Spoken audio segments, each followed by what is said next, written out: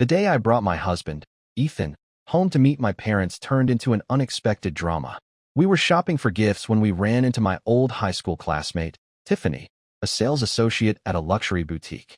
Tiffany, all smiles and charm, immediately zeroed in on Ethan, practically drooling over him as she pushed a ridiculously expensive belt his way. She was so eager to impress him, she practically offered to buckle it for him. But when she turned to me, her face transformed. Gone was the sugary sweetness, replaced by a cold, condescending sneer. She made snide, veiled comments about me, climbing the social ladder. Then, spotting some familiar faces in the store, she deliberately raised her voice. "Oh my God, Sarah, isn't that you? Weren't you the one who only ever carried a $2 canvas tote? Is that a real Hermes bag? Did that coal tycoon you were seeing buy it for you?" She paused, feigning innocence. "I'm so tired of working hard. Maybe you could teach me your shortcuts." I chuckled inwardly. Yes, the coal tycoon was a real tycoon, and yes, I had climbed the ladder. But the husband she was so desperately trying to latch onto was, in reality, just living off my family's wealth. My parents hadn't initially approved of my marriage to Ethan. They only relented after we signed a prenuptial agreement. Ethan, having never met them, expressed a desire to formally visit and present them with gifts. So, I took him to the most upscale shopping mall in the city, planning to pick out something my parents would appreciate. I posted a photo of Ethan and me on social media. Almost immediately, Tiffany, who usually ignored my posts, commented, "Sarah, that Cartier bracelet you're wearing is fake, right? If you're going to pretend, at least buy a good replica. And your clothes look like knockoffs too. Why not spend a little more? If you can't afford the real thing, don't try so hard." Some mutual friends chimed in, agreeing that they'd never seen me in those clothes or that bracelet before, praising Tiffany's expert eye for spotting fakes. I was fuming. My Cartier bracelet and outfit were custom-made, costing extra, and were definitely not the fakes Tiffany claimed. I immediately replied, "These are custom pieces, actually." Tiffany replied with a tongue-out emoji, "I work at a luxury boutique. I know the difference. Anyway, I won't argue with you. Gotta get back to work." Believing the truth would speak for itself, I didn't engage further. But the comments kept coming, and I started getting friend requests from strangers telling me to stop pretending if I couldn't afford it. I was bewildered, but decided to just block and delete Tiffany. My priority was finding gifts for my parents. Things were going well until we were about to buy a silk scarf for my mom. That's when Tiffany reappeared. Seeing the numerous luxury shopping bags Ethan and I were carrying, she rushed over, her face lit up with excitement. But it wasn't directed at me. It was aimed at Ethan, my husband of barely a month. "Hello, sir, may I ask your last name?" Ethan, oblivious to my hardening expression, replied politely, "It's Grant." In high school, she had never liked me, often spreading rumors and lies. So, her reluctance to speak to me didn't bother me much. I'd simply buy from someone else. But as I was about to signal another sales associate, Tiffany grabbed a crocodile leather belt and practically wrapped it around Ethan's waist. "Mr. Grant, this crocodile belt perfectly complements your understated elegance. Would you like to try it on?" Her eyes practically popped out of her head when she spotted the six-figure watch on Ethan's wrist. Ethan, taken aback by her aggressive enthusiasm, immediately looked at me. Seeing that he still had some sense of boundaries, my initial annoyance dissipated slightly. I took the belt from Tiffany, intending to try it on Ethan myself. Suddenly, Tiffany let out a dramatic oops. "Sarah, you're so good at fastening belts. I remember in high school, you used to do it for so many guys." I frowned at her, but before I could speak, Tiffany covered her mouth. "Oh, no, I didn't mean it like that. Sarah, please don't be angry." Not wanting to let her comments affect my marriage, I explained to Ethan. "Ethan, she's talking about the skit we performed during the New Year's Eve party. Remember, the one with the ridiculous belt routine? It's just a misunderstanding." Tiffany hung her head, looking contrite. "If you say so. My memory isn't the best. I was just joking. Don't take it to heart." Ethan, sensing my discomfort, tried to change the subject. "You said you wanted to buy a silk scarf. Let's go look over there." I had no intention of letting Tiffany continue to serve us. I turned to her and said firmly, "You don't need to assist me. I'll look around myself." She was taken aback but had no choice but to stand there, biting her lip. In the service industry, the customer is king. And her snide remarks in front of my husband, insinuating things that weren't true, were utterly unacceptable. Ethan leaned close and whispered, "She called you Sarah. Do you know her?" I picked up a scarf, replying casually, high school classmate. But we weren't close. There was no need to burden Ethan with all the unpleasantness between Tiffany and me from high school. Ethan nodded, then picked up a white dress and held it against me. This would look beautiful on you. Go try it on. When I emerged from the dressing room, I saw Ethan smiling down at Tiffany, who had her arms wrapped around his waist in an intimate embrace. I rushed forward, pulling them apart. What are you doing? Ouch! Tiffany fell to the floor with a thud, her eyes welling up with tears as she looked at Ethan. I was just helping Mr. Grant try on the belt. Did you have to push me? Even though the customer is always right, I have rights too. Why are you treating me like this? Then, she started to cry. You relied on welfare to survive in high school, and now that you've snagged a rich guy, you think you can bully people? What gives you the right? She spoke with the air of an innocent victim, a fragile white flower. Anyone would feel sorry for her. But the truth was, she had repeatedly provoked me, even trying to get physically close to Ethan to upset me. I was so furious I could barely breathe. I was about to call the store manager to complain, but Ethan stepped in front of me, his voice soothing. Don't get upset. It's not worth arguing with a sales associate. My phone started buzzing. My mom was asking when we'd be home. I suppressed my anger. I have something important to do today, so I won't bother with you. Just stay away from me. Tiffany flinched, as if frightened. I sneered inwardly. In high school, Tiffany was a queen bee, incredibly bossy. Now, she was putting on this act. How utterly fake. I turned to leave, planning to go to another store, but Tiffany suddenly lunged forward and knelt before me, her ring snagging my silk dress and tearing a huge gash in it. Before I could even react, Tiffany clapped a hand over her mouth and exclaimed loudly, "You haven't paid for this dress yet, and now it's ruined. What are we going to do?" My face was a mask of fury. I pointed to the security camera above. Do you want to check the surveillance footage to see who damaged it? Tiffany lowered her eyes, her gaze pleading with Ethan. I looked at Ethan with a cold smile, hoping he wouldn't make the wrong decision. Ethan didn't even glance at Tiffany. He put his arm around me and said, "The dress doesn't matter. What matters is that my wife isn't wrongly accused." I clearly saw that the sales associate damaged the dress. The other sales associates in the store rushed over, their faces tense.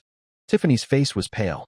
"Mr. Grant, Ethan pulled out a black card and slapped it on the counter. "This dress is only $28,000.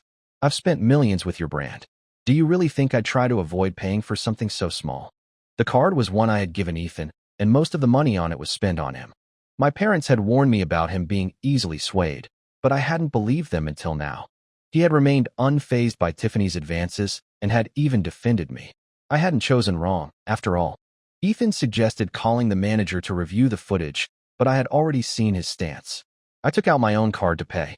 "Just swipe the card. I have things to do. I'll wear the dress out. You can report the incident to the manager yourselves.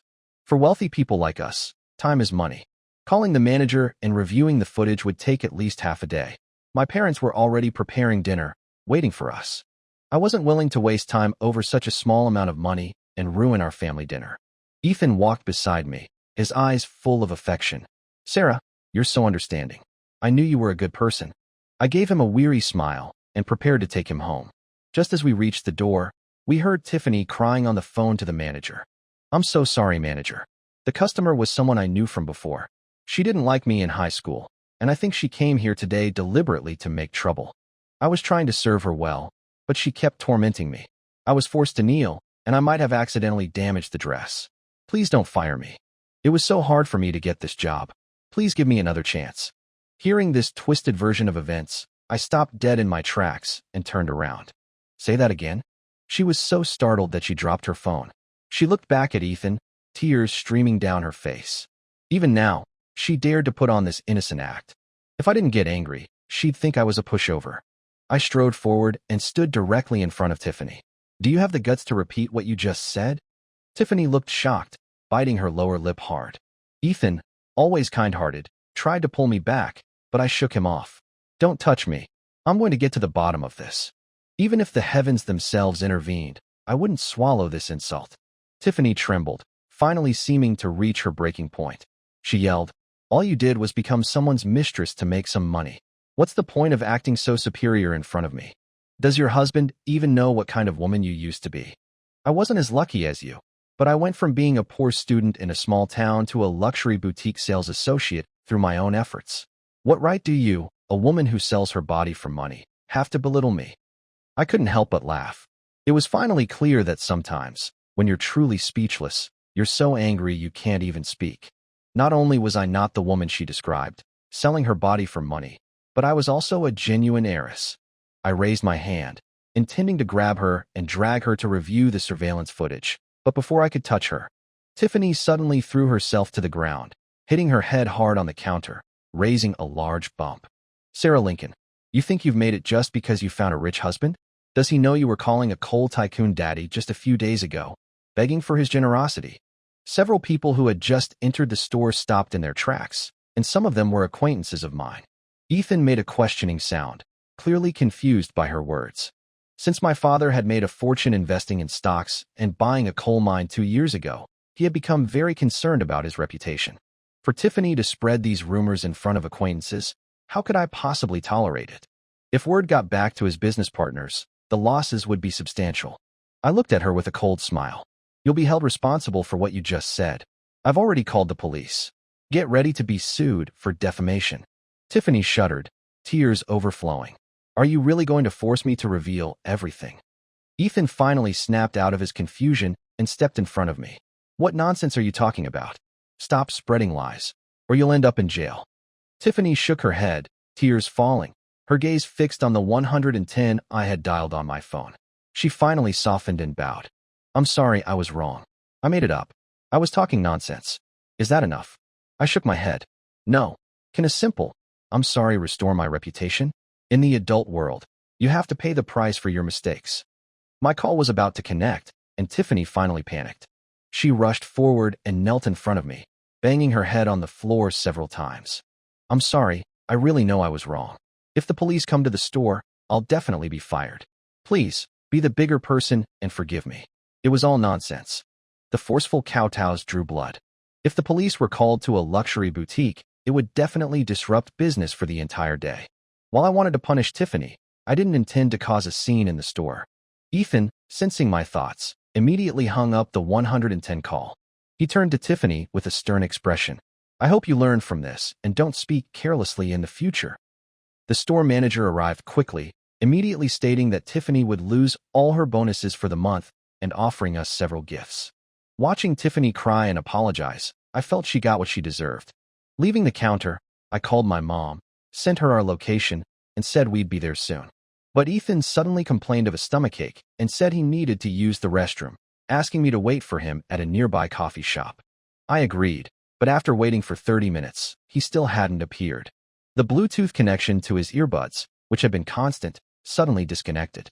Ethan's phone had some of my favorite music on it. The restroom was less than 20 meters away, on the left. How could the connection be lost? Then, I received a text message notification. $8,000 had been transferred from my secondary card. Worried that he might have dropped his phone and someone had picked it up, I opened the location tracking app to check his whereabouts. To my surprise, the phone was showing up at the mall next door. Suppressing my anger, I went to find him, only to witness an unbelievable scene. Tiffany had her arms wrapped around Ethan's waist, burying her face in his chest, sobbing uncontrollably. Thank you. If you hadn't been so kind and helped me cover my $8,000 quota for this month, I don't know how I would have paid for my parents' medical bills. Ethan was flushed from her closeness but didn't push her away. He said earnestly, Luckily, you were perceptive enough to understand my hint earlier. If Sarah had called the police, you would have been in trouble. She has some connections. You shouldn't be so straightforward in the future. Hearing Ethan's words, I felt a surge of anger. I had thought he was protecting me by hanging up the 110 call, but it turned out he was worried about Tiffany getting into trouble. I had been too sentimental. Tiffany cried even harder, pressing her chest against Ethan's, continuing to speak. I really envy Sarah. She's done so many bad things, yet she was lucky enough to meet you. But I also feel sorry for you, and I'm afraid a good person like you will be deceived by her. Actually, Sarah is just a fake socialite. I was her classmate for 3 years in high school, and I know her family's situation very well. Sarah was a poor student, but after college, she often showed off luxury goods on social media. How could her family afford that? She used her youth and looks to get money, and now she's making a good, honest man like you take the fall. I can't stand it anymore. I stared at Ethan, giving him one last chance. But he disappointed me. He put his arm around Tiffany, his voice full of tenderness. I didn't know about Sarah's past, but I feel terrible that you were treated so badly. I just wish we had met sooner. Hearing this, Tiffany immediately perked up, striking a seductive pose. Actually, regardless of when we met, it's fate. I actually fell for you at first. Oh. I grabbed Tiffany's hair. You fell for him? At first sight. You're so shameless. You know he's my husband, and you're still throwing yourself at him. Have some dignity. Ethan tried to intervene, but I slapped him across the face. Does it feel good to have someone throw themselves at you? You wish you had met sooner? You can divorce me right now and be with this shameless woman. It's not too late. Ethan shook his head frantically. Sarah, what are you saying? I was just comforting her because she seemed pitiful. Don't be rash. Now I understood what my parents meant by him being easily swayed. Ethan had seemed to dislike Tiffany, but he had been fooled by her lies and felt a deep sympathy for her. I had been trying to protect Ethan's pride by not revealing his status as a kept man. Now, it seemed I had given him too much face. Tiffany stood in front of Ethan, her eyes red-rimmed. You're just a used shoe, furious because I exposed your true colors. Do you think Mr. Grant will still want you? I raised my hand to slap her, but Ethan caught my wrist, his brow furrowed. Sarah, that's enough. Stop it. I looked at him coldly. Fine, no more drama. Let's get a divorce. Ethan looked at me, bewildered, not understanding why I was suddenly talking about divorce. But I had no patience to argue with him. I turned to leave. He tried to follow, but Tiffany grabbed him. Mr. Grant, her leaving you is your good fortune. What would you do with a woman like that? Ethan let out an impatient sigh, and Tiffany, frightened, let go of his hand. He caught up to me in a few steps, grabbing my arm. Sarah, please stop. I really have nothing with her. I just went over there because I heard she had family members who were sick. You saw it yourself. I was just offering normal comfort. Why does it have to come to this? I sneered.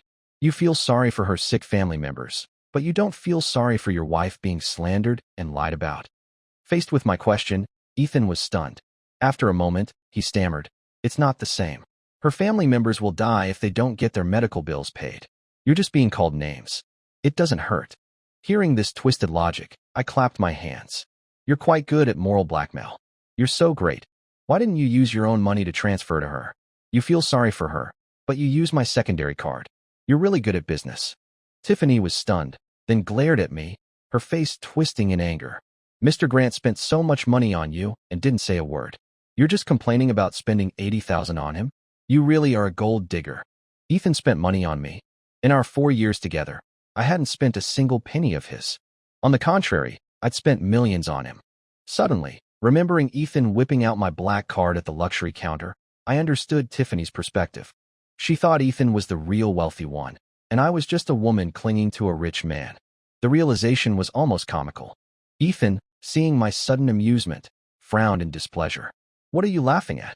I rolled my eyes at them. I'm laughing at your stupidity. You're both incredibly foolish, a match made in heaven. Ethan clenched his fists, roaring. Sarah Lincoln, what gives you the right to be so arrogant? If it weren't for my love for you, do you think I'd tolerate your affair with that coal tycoon?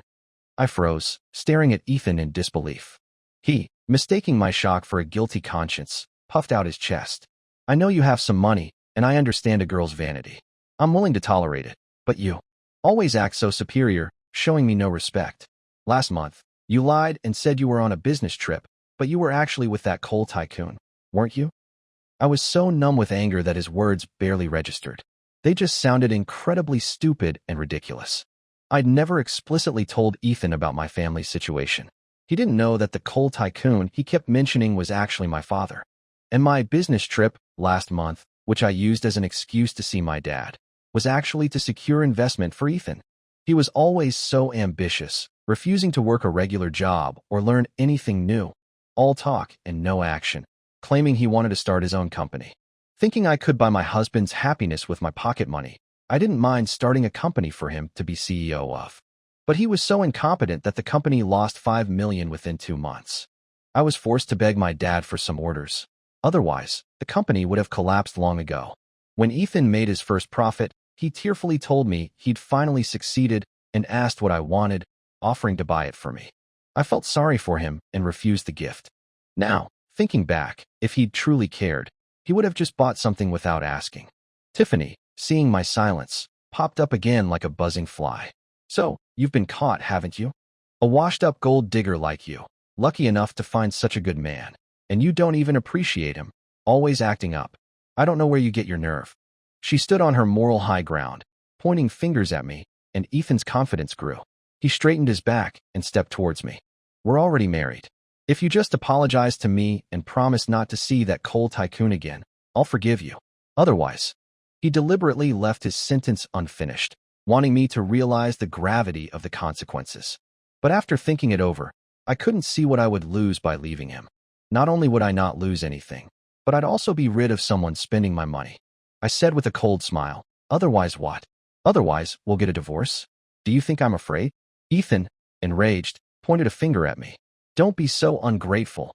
Tiffany's eyes were filled with jealousy, and she let out a soft, weak, ouch. My head hurts. But Ethan ignored her, stubbornly grabbing my hand. Sarah, if you just bow your head to me today, I'll forgive you. My daughter, Sarah Lincoln, who dares to make her bow her head? A booming voice filled the air, and I turned around sharply. My father and mother were standing nearby, their faces radiating protectiveness. Tiffany scoffed dismissively. Sarah, your sugar daddy is here. Ethan, seeing me move towards my father, his eyes blazing with anger, snapped. Can't you see his wife is standing right there? Why are you shamelessly rushing over to him? My mother stepped forward and slapped Ethan across the face. She's my daughter. Why can't she go to him? Who do you think you are, telling my daughter what to do? Before Ethan could speak, Tiffany exclaimed in disbelief. How is that possible? I chuckled. I'm sorry, he's not the sugar daddy you think he is. These two are my actual parents. My father had been featured on financial news channels several times. He was recognizable not only in this city, but also globally. Ethan looked at me, bewildered. Isn't this the coal tycoon you were secretly meeting? As soon as he said that, my mother glared at him fiercely.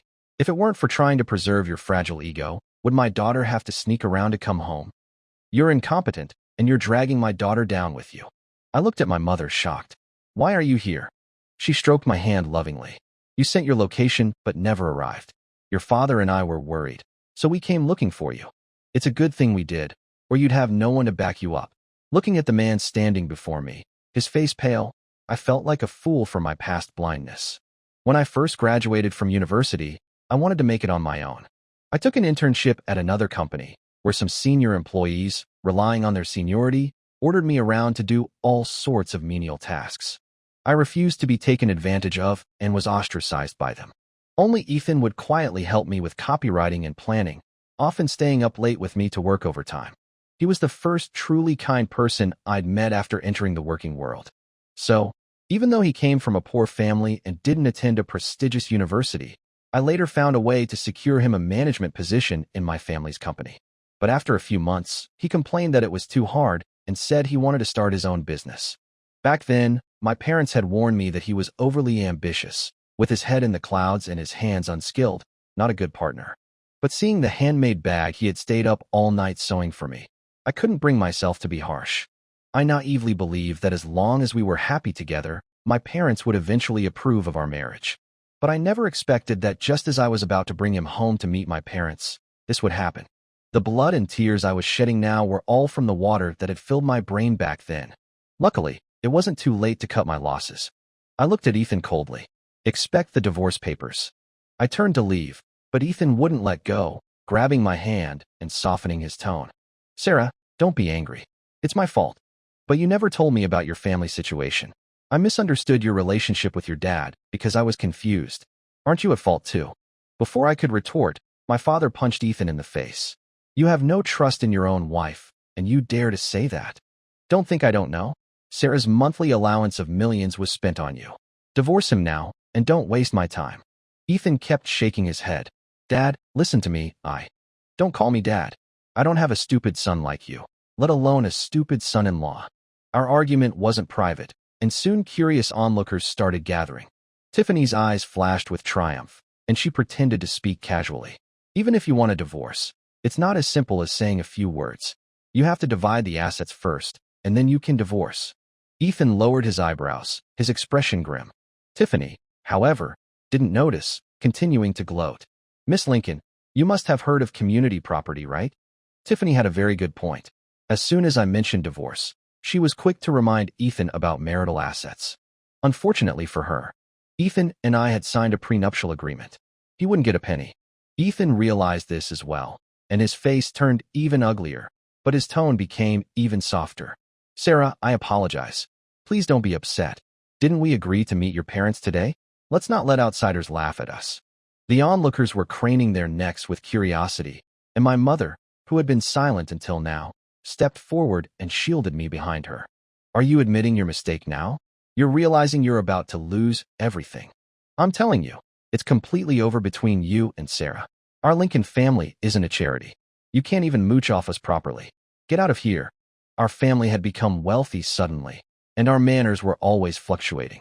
My mother, a regular participant in various anti-dance groups, was particularly skilled with her words. In a few sentences, she made everyone understand that Ethan was living off my money. The crowd began to murmur. I assent that Anthony Lincoln? Isn't that young woman his only daughter? When did she get married? Why didn't we see any news? Is this a scene where he's catching his wife cheating? Look at that sales associate in uniform. Her skirt is pulled up so high you can almost see everything. TSK testa. This guy can't even keep his sugar mama happy. Let me have a go. What's the use of being able to trick her into marrying him? Being able to keep her is the real skill. Ethan's face grew increasingly grim, and he looked at me almost pleadingly. He had always been proud, disdaining to network or seek out investors. Whenever something threatened his pride, he would immediately look at me with this pleading gaze. Back then, I felt like a warrior fighting for love, viewing him as a sweet, innocent puppy, and I would always stand up for him. Now, I saw that he wasn't a puppy at all, but a ravenous beast, leeching off me, eating my flesh and drinking my blood. Seeing that I didn't respond, Ethan became anxious and spoke up. I know you've always looked down on me, but Sarah and I have feelings for each other. You can't just tear us apart like this. He didn't think about our feelings when he was defending Tiffany, nor did he consider them when he demanded an apology from me.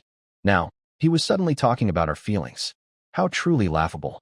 I pointed at Tiffany. The moment you secretly met Tiffany behind my back and used my money to cover her quota, our feelings were gone. Ethan, realizing I was serious, his lips started to tremble. I imagined he was remembering the days before he met me, when he had to eat cheap, pre-packaged meals. Tiffany, seeing that he was still trying to win me back, actually had the nerve to hug him. Anyway, her whole family looks down on you. What are you still holding on to with a woman like that? She pulled out a business card from her pocket. Even if you get divorced, Mr. Grant is still the chairman of Grant Corporation. It's a company he created himself. You have no right to take it. I looked at Ethan with amusement. A company you created yourself? Looking at the card, I finally understood how Ethan and Tiffany had ended up together. From the moment I went into the dressing room to try on the dress, Ethan had probably been plotting, slipping Tiffany a business card while I wasn't looking. Indeed, green tea needs hot water to bloom. These two were truly a scumbag and a mistress, a match made in heaven.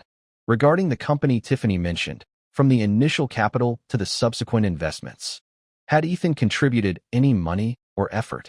I believed he knew the answer, but I had underestimated Ethan's shamelessness. He actually had the audacity to say, all the company's shares are in my name. The registered capital and legal representative are all me.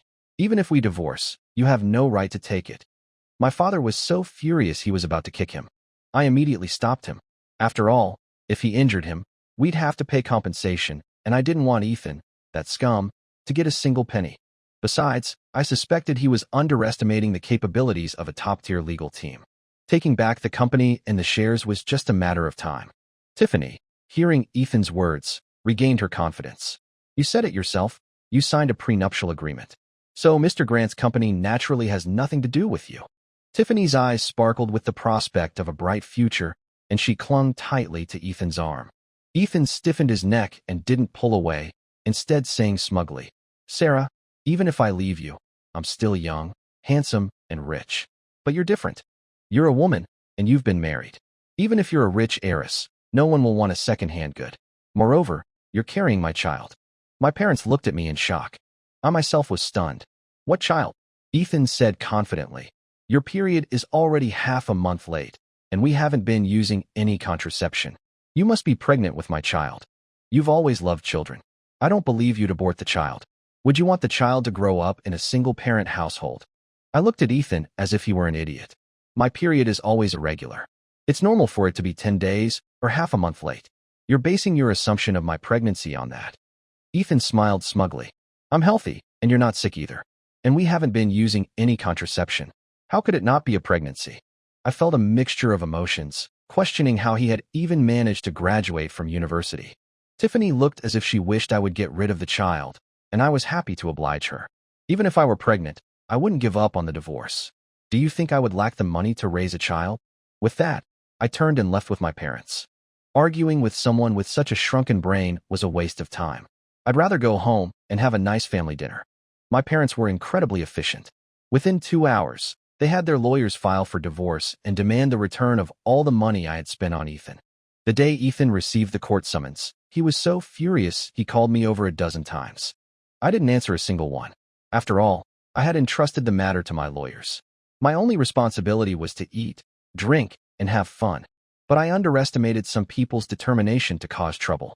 While I was trying on shoes at a boutique, Tiffany, whom I hadn't seen in 2 months, suddenly appeared, cradling her stomach. Still wearing high heels while pregnant? You're really brave. Unlike me, I take my child very seriously. Looking at her barely showing belly, I was stunned for a moment, then retorted, what shoes I wear is none of your business. Get away from me. She, however, acted like a victorious hen, provoking me. I'm carrying Ethan Grant's child. What? This time, I was truly shocked. Seeing my disbelief, Tiffany became even more smug. The child in your belly isn't Ethan's only child, nor will it be his favorite. I'm the woman he loves most now. Be smart and get rid of the child yourself. Hearing her words, I could only imagine Ethan with a field of green grass growing on his head. Because Ethan, in his premarital check, had been diagnosed as having azoospermia, not low sperm count like oligozoospermia. It means his sperms are totally without viability. I had gone to several hospitals repeatedly, and the results were always the same. To protect Ethan's feelings, I hadn't told him. I simply didn't use any contraception because Ethan was completely incapable of getting me pregnant. I wasn't pregnant at all. But Tiffany kept insisting that she was carrying Ethan's child. I couldn't help but wonder whose child it really was. Tiffany, seeing my smile, became furious. What are you laughing at? I glanced at her. If you care so much about the child, then don't wave it in my face. I'm afraid I might not be able to resist pushing you. Tiffany was so frightened she took several steps back, hurrying away. I suddenly thought of something amusing and deliberately instructed my lawyers to delay the lawsuit. It wasn't until Tiffany's child was born that I had my lawyers reclaim the company.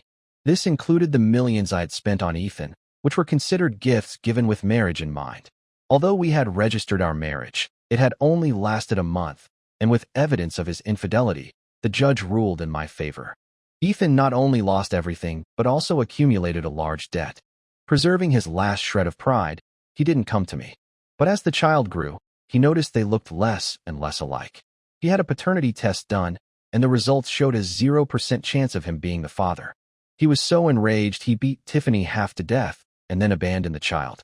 He tearfully stopped my luxury car. I'm sorry, I was wrong. I shouldn't have listened to that bitch. He was sobbing, his eyes searching for something. Seeing that I didn't react, he couldn't contain himself any longer. Even for the sake of the child, let's get back together. I don't want the child to be without a father. What child? What child do I have? He froze. That's impossible. You were clearly pregnant. I expressionlessly threw the stack of reports I had kept to protect Ethan's pride at him. 19 hospitals, each diagnosing you with azoospermia. How could you possibly have a child? What? He stood there, stunned, as I drove away. His desperate roars behind me were no longer my concern. Now that I had money and time, there was no way I would stop for a man like him. The end.